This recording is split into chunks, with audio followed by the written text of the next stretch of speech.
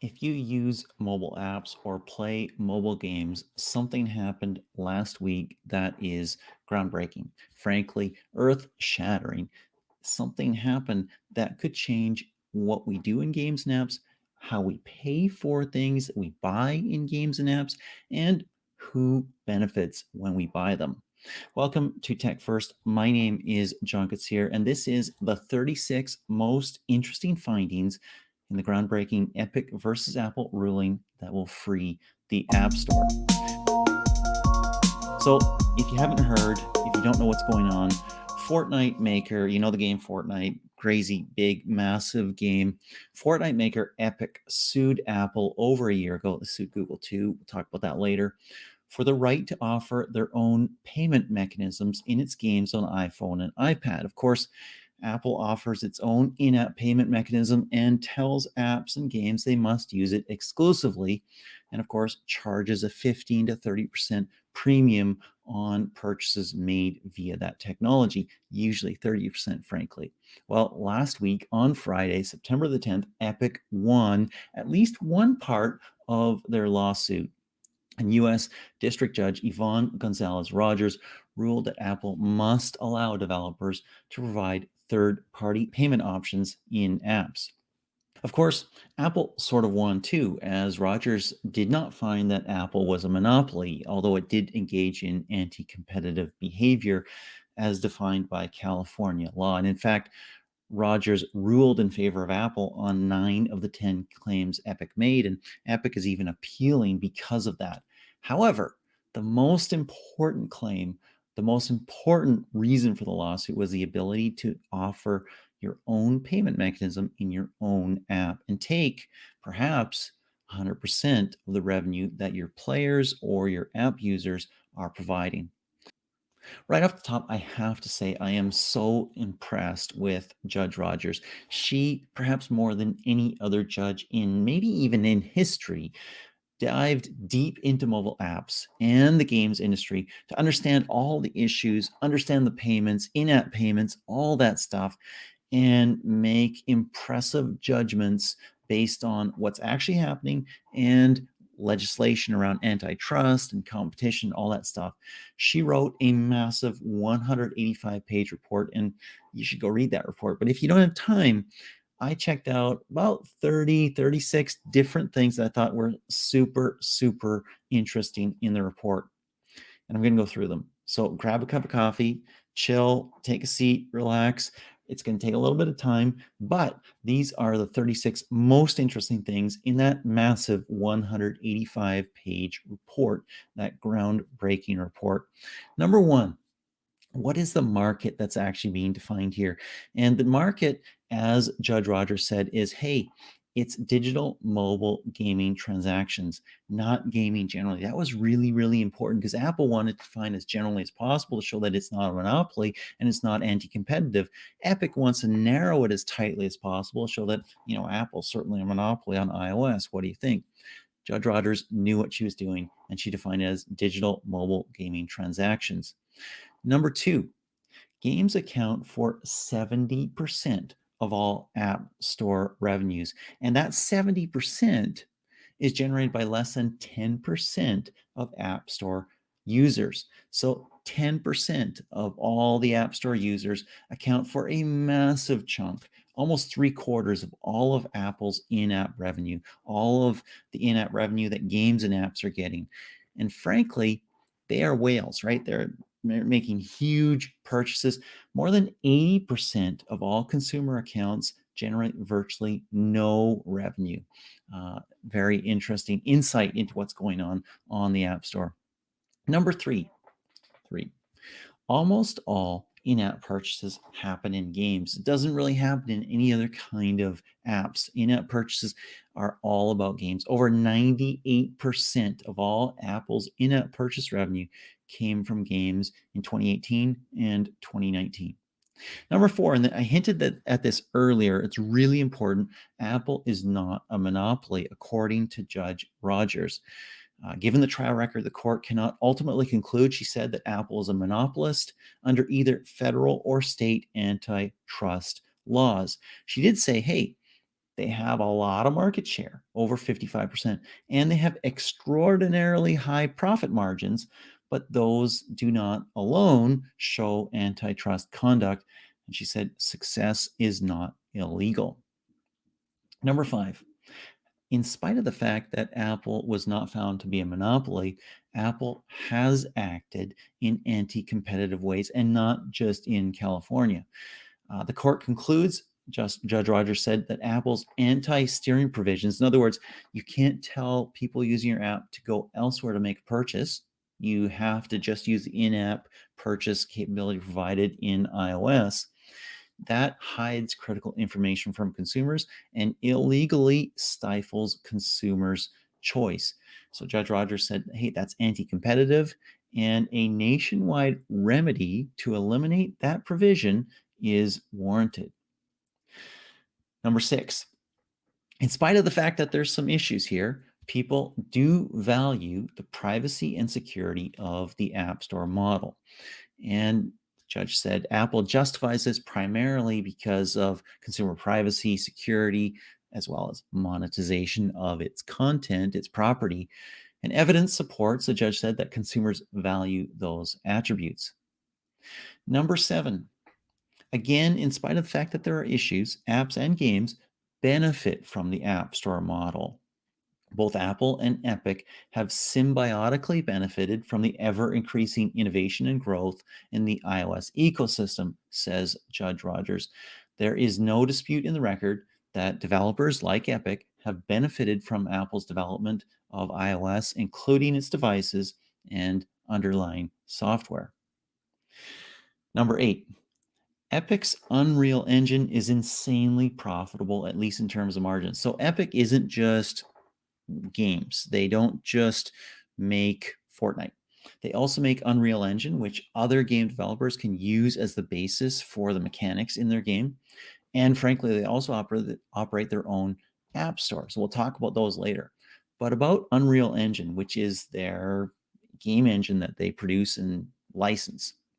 In 2019, Unreal Engine generated about $97 million in revenue for Epic, which enjoys a nice 100% gross margin on its engine business. That is incredibly impressive. I don't know how you get 100% gross margin. I guess you amortize the cost of your development against your own game and then offer it for free to your company. So you have 100% gross margin for when you sell it elsewhere, but that's impressive. Number 9. Epic has 9 sources of revenue for Fortnite. So it isn't just in-app purchases, right? You can subscribe, you can become part of Fortnite crew, you can pay an upfront fee to gain access to one of the game modes. There's redeemable codes for stuff in game that are sold via retail.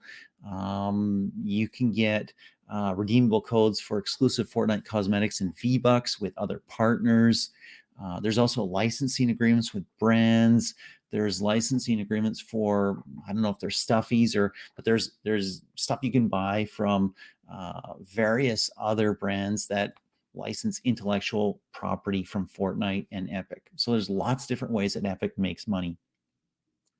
Number 10 is a really interesting one because they sued Apple, right? But they effectively pay a higher commission rate on sales on PlayStation than they do on the App Store because, hey, on the App Store, they pay that 30%. There you go. But for all Fortnite transactions on PlayStation, Epic agreed to make additional payments to Sony above the commission rate based on the amount of time that PlayStation users play Fortnite on other platforms. So they're actually paying more to Sony on PlayStation than they were paying Apple on iOS. This episode of TechFirst is sponsored by my creator coin, $Smart. Don't think of it like Bitcoin, think of it like a backstage pass at a concert.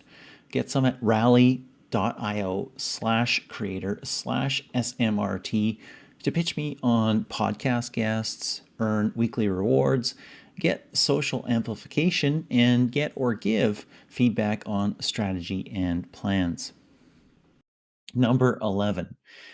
Apple enables purchases from elsewhere to work on iOS and not just in reader apps like Kindle or Netflix. Like we've known that for quite some time, right? Kindle, you can buy your books on the web, on Amazon, and boom, they show up on your Kindle reader on your iPad or your iPhone.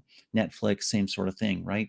Well, Apple's also done this for cross progression for games. So you play the game on console, let's say you get to a certain level, you go on iOS and you see, hey, I'm still at that level. That's great. But also cross wallet functionality. I bought a skin on PlayStation maybe, and boom, I can see that skin in my iPad version of Fortnite when I play there. So that's kind of interesting. I think we've known some of that, but it's nice to see that confirmed. Number 12. 115 million people played Fortnite on iPhone. And for most of them, that's where they first found Fortnite. So iOS did bring customers, did bring users, game players to Epic. Before it was removed from the iOS platform, more than 115 million registered players had accessed Fortnite on an iOS device, and 64% of them, 73 million, had only ever played Fortnite on iOS. That's a good thing for Apple. That means that, hey, Apple is successful at bringing new users, new players to an already big platform. Number 13 is really interesting because it talks about money. And Epic made $700 million on iPhone and iPad, but only 13.2% of its users made purchases there.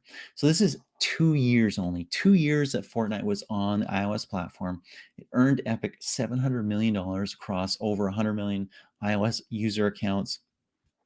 And in fact, that's interesting because the vast majority of Epic's revenue is actually off of iOS. 93% of the revenue is generated on non-iOS platforms. So they must make a ton of money. Interesting thing on iOS, 13.2% of their players on iOS made a purchase. That means that Epic Games was able to transact with almost 87% of paying Fortnite users without paying any commissions to Apple. Number 14, still hanging in there? It's a lot of stuff. It's a big document. It's a massive court case, and there's some amazing, amazing things and insights and reveals coming.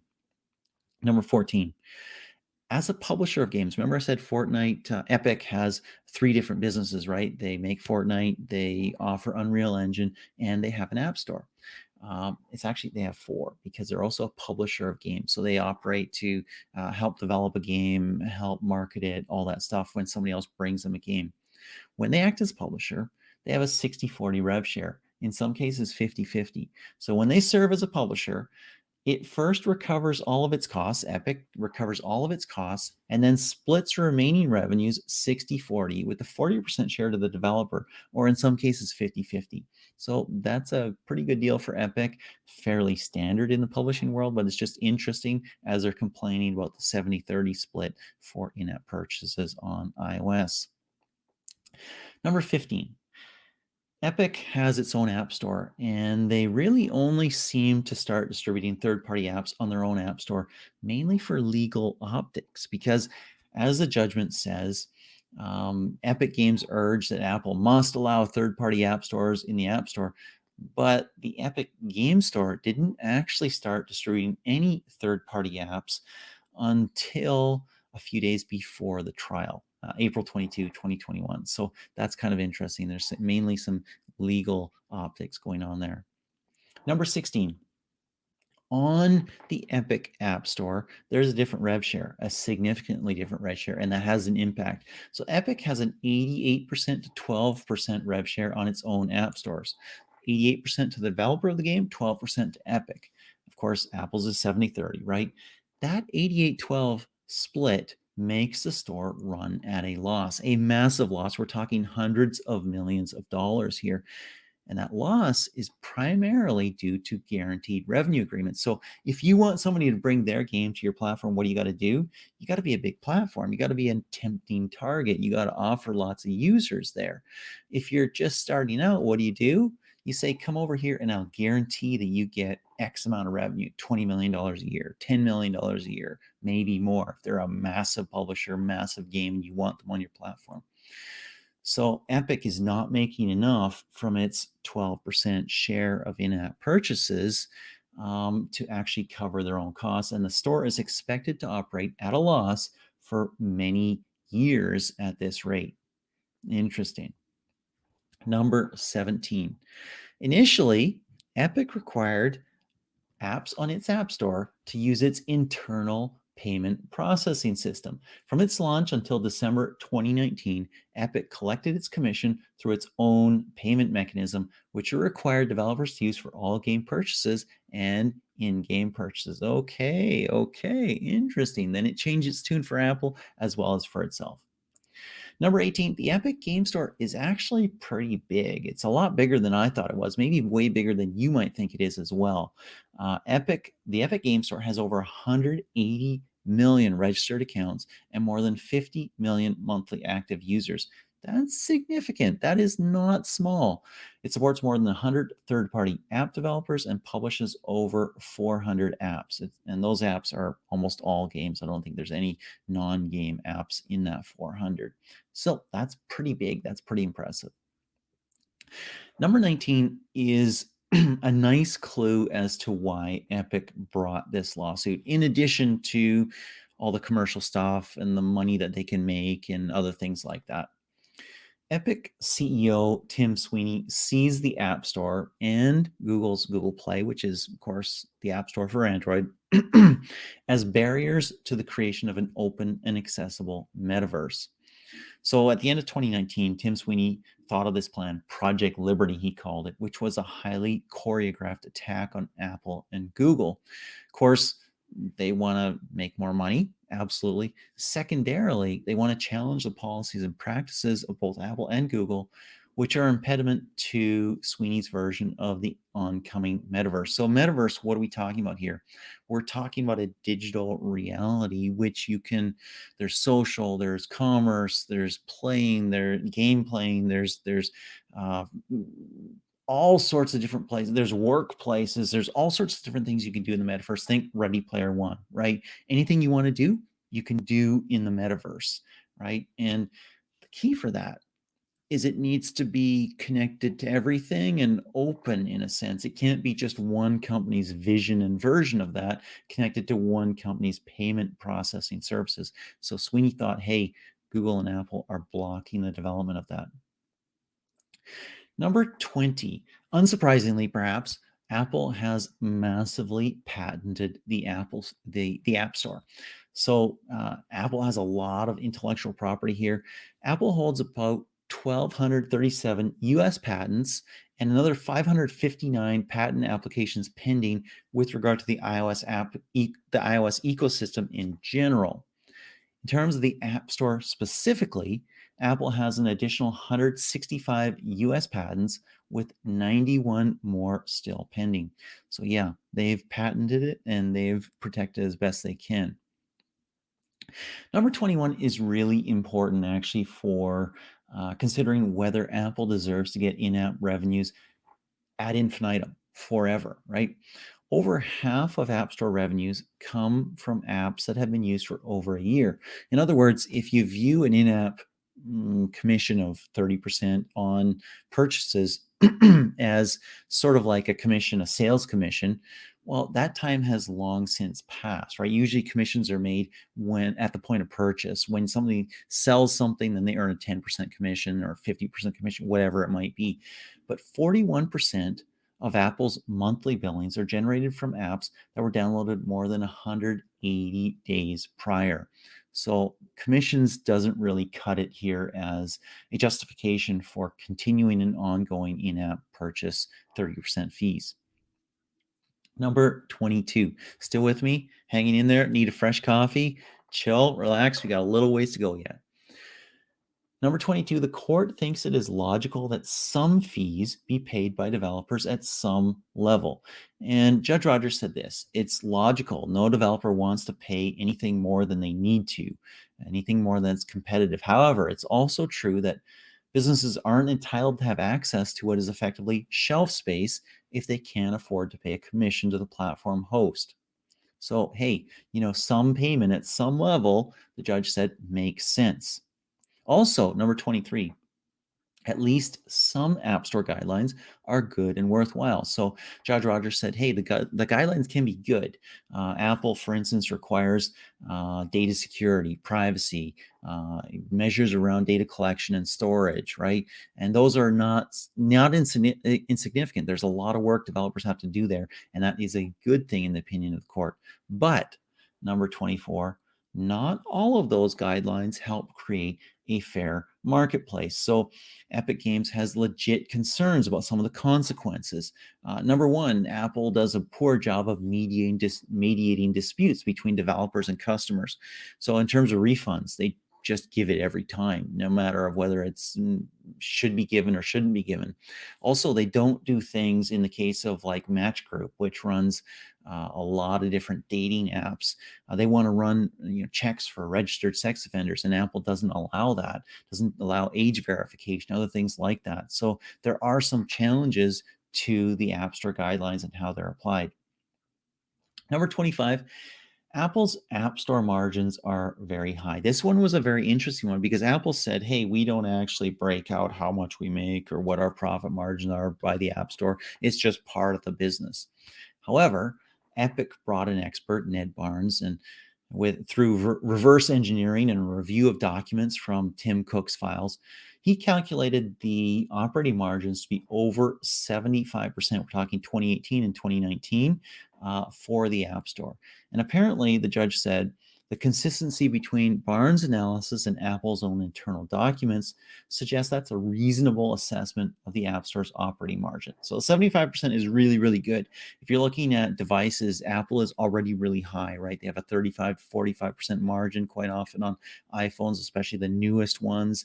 And that's also high. That's high in the industry. If you have a 20% margin, that might be a little bit more reasonable, a little bit more normal. Number 26 is really interesting. We talked about whales before and how few people it is that make up a massive part of App Store revenue. The detail is here 0.5% of people, a half a percentage of people, generate more than half of all App Store revenue. And this was for the third quarter of 2017. Those high spenders, it's less than half a percent, spent a vast majority of their spend in games via in-app purchases. They generated 54% of all of App Store's billings for the quarter, paying in excess of $415 each. That is massive. We're talking almost $2,000 a year spent on the App Store. I certainly don't spend that. I don't know if you spend that, but for these whales, it's 0.5% of App Store users. They're spending $1,800, $1,600, $2,000 a year on average on the App Store in-app purchases. Now that's an average, so some people are spending $10,000. I have heard of whales in some games who have spent $250,000 plus. So some of these exist. It's incredible. It's amazing. Medium spenders were about 7.4%. Low spenders, less than $15 a quarter, were about 10.8%. 81.4% of all Apple accounts spent nothing and account for 0% of App Store billings for the quarter. And even though that's 2017 data, the judge said that trend has largely continued to the present. Take a breath. 27. We're almost getting there now. Both Apple and Epic want to lock their customers in. So everybody wants to lock their customers in, right? And Epic said, hey, that shows that they're a monopoly. Well, the judge said, hey, the court reads emails to suggest that Apple sought to compete by distinguishing their product and in the process making its platforms stickier. True. That, however, Judge Rogers said, is not necessarily nefarious. Every business seeks to decrease switching away from its products. App Store Epic Games executives as well use the word lock-in in their own internal emails in reference to price cuts that make it easier for users to play Fortnite in a tough economy. So yeah, everybody, Apple and Epic, want to keep their customers locked in. Number 28, Apple's 30% fee for in-app purchases is entirely arbitrary, and Apple took steps to hide that from consumers. It's not tied to anything in particular, and Apple used multiple provisions to hide information on those commission rates from consumers. In fact, that is a key part of what the judge found to be anti-competitive. 29 is really interesting because you wonder, okay, when Epic left the App Store, what happened? What happened to its users on iOS? Well, most of them didn't follow Fortnite off the platform, but the most valuable players actually did. So only 22 to 38%, it's a big range there, but only, a fifth to two-fifths of strict iOS only users who hadn't used Fortnite on a non-iOS platform before shifted their game time to another platform. Maybe that was desktop, maybe that was console, whatever it was. But Epic Games retained 81 to 88% of its iOS player revenue. So if you were a big user and you spent money, you followed Epic wherever it went. That's really impressive. Number 30, we talked about defining markets right off the top in number 1, right? Well, the judge said that Apple has 58% market share in mobile gaming, how she defined the market that they were playing in. That used Apple's internal documents, their own records for 2017. Apple's internal calculation said that it controls 24% of the global video gaming market and divided that number by 42%, which reflects Apple's belief of the portion of the mobile gaming market that relative to the global video gaming market. In other words, the mobile gaming market is 42%, not quite half of the global video gaming market in general. Divide those numbers, you get about 57.6% market share in the global mobile gaming industry in 2020, according to the judge.